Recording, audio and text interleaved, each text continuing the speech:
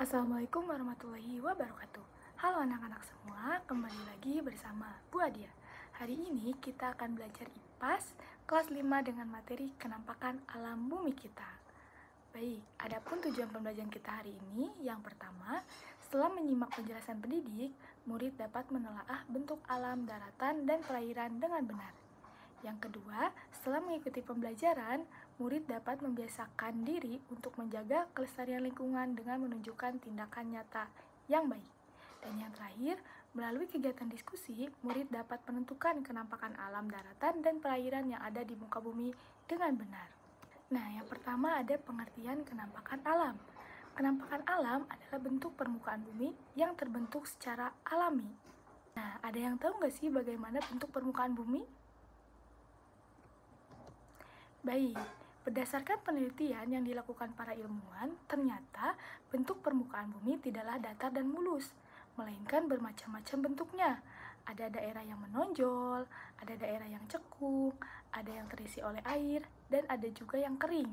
Selain itu, ada daerah yang penuh dengan tanaman dan juga ada yang gersang. Nah, perlu kita ketahui bumi kita ini memiliki 3 bagian, yaitu ada litosfer atau daratan, yang kedua ada hidrosfer atau perairan, dan yang ketiga ada atmosfer atau udara.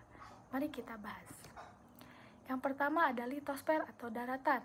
Nah, litosfer adalah lapisan terluar dari kulit bumi yang terdiri dari batuan dan tanah. Nah, contoh litosfer ini meliputi gunung, bukit, lembah, dataran tinggi, dan dataran rendah. Nah, kita bahas satu-satu. Yang pertama ada gunung. Gunung merupakan bagian daratan yang menjulang tinggi dibandingkan daratan di sekitarnya. Nah, biasanya gunung berukuran sangat besar dan tinggi, jadi kalian bisa melihat gunung dari jarak yang jauh. Nah, beberapa gunung ada yang bersifat aktif atau bisa meletus, atau gunung berapi, dan ada juga yang bersifat pasif, tidak dapat meletus. Kemudian yang kedua ada bukit. Nah, bukit adalah daratan yang menjulang tinggi, tapi ukurannya itu jauh lebih kecil dibandingkan gunung. Nah, bukit ini diibaratkan sebagai anak gunung karena ukurannya lebih kecil dari gunung. Nah, bukit ini tidak terbentuk dari aktivitas vulkanik, maka tidak ada bukit yang bisa meletus seperti gunung. Nah, yang ketiga ada lembah. Nah, lembah ini wilayah rendah yang terletak di antara bukit atau gunung. Jadi lembah ini daratan landai yang terletak di antara dua bukit atau dua gunung. Yang keempat ada dataran tinggi. Nah, dataran tinggi ini merupakan bagian daratan yang memiliki ketinggian lebih dari 200 meter di atas permukaan laut. Nah, biasanya dataran tinggi ini dimanfaatkan untuk peternakan dan perkebunan seperti sayur dan kopi. Yang terakhir ada dataran rendah.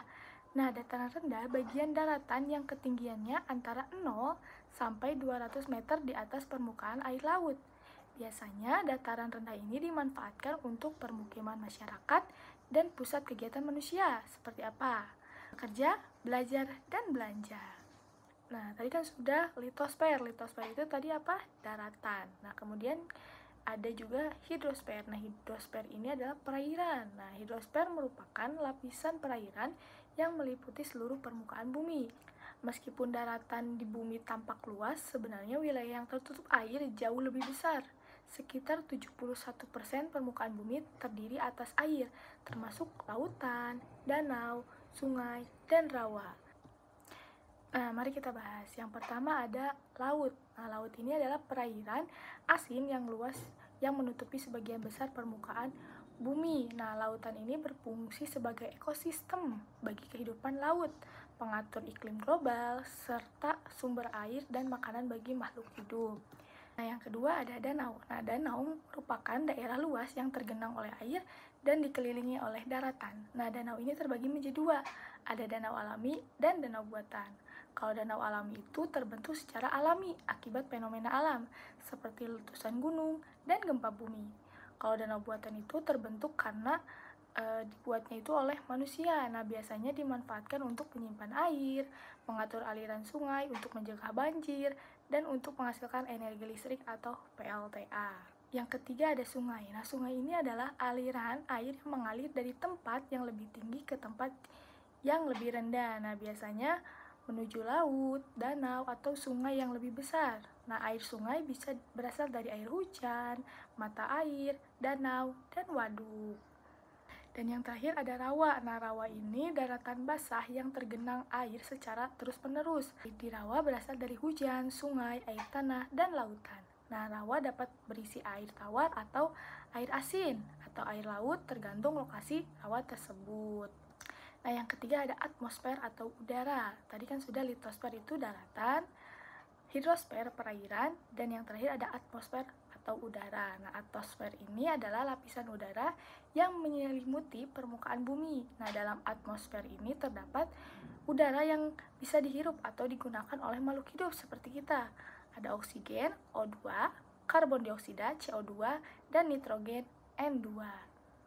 Nah, atmosfer terdapat beberapa lapisan udara, yaitu troposfer, ozon stratosfer, mesosfer, termosfer, dan eksosfer. Nah, setiap lapisan ini dibedakan berdasarkan ketinggiannya dari permukaan bumi.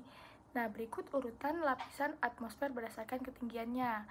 Nah, kita lihat di gambar. Pertama ada eksosfer. Nah, eksosfer ini daerah di luar atmosfer yang terletak lebih dari 400 km di atas permukaan bumi.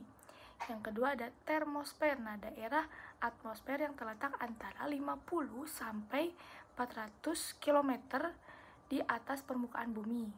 Yang ketiga ada mesosfer. Nah, mesosfer ini daerah atmosfer yang terletak antara 30 sampai 50 km di atas permukaan bumi. Keempat ada stratosfer. Nah, lapisan udara di antara 10 sampai 30 km di atas permukaan bumi. Yang kelima ada troposfer. Nah, bagian paling bawah atmosfer bumi. Nah, berkisar 0 sampai 10 km di atas permukaan bumi. Dan yang terakhir ada lapisan ozon. Kalian tahu nggak sih, ada juga lapisan udara yang bernama ozon. Nah, ozon membantu mengurangi intensitas sinar ultraviolet atau UV dari cahaya matahari yang masuk ke bumi. Nah, jika lapisan ini tidak ada atau rusak, maka cahaya matahari yang masuk ke bumi dapat merusak kehidupan di muka bumi. Nah, manusia dapat dengan mudah terkena kanker kulit. Kemudian tumbuhan dan hewan akan mati dalam waktu singkat. Oleh karena itu, penting bagi kita untuk menjaga agar lapisan ozon ini tidak rusak. Nah, adapun pelestarian kenampakan alam, yang pertama menjaga kebersihan sungai dan laut. Jangan sampai kita membuang sampah sembarangan. Kemudian mencegah penebangan hutan di pegunungan. Dan yang terakhir melestarikan flora dan fauna. Baik, pembelajaran hari ini sudah selesai. Sampai jumpa di pembelajaran selanjutnya. Terima kasih. Wassalamualaikum warahmatullahi wabarakatuh.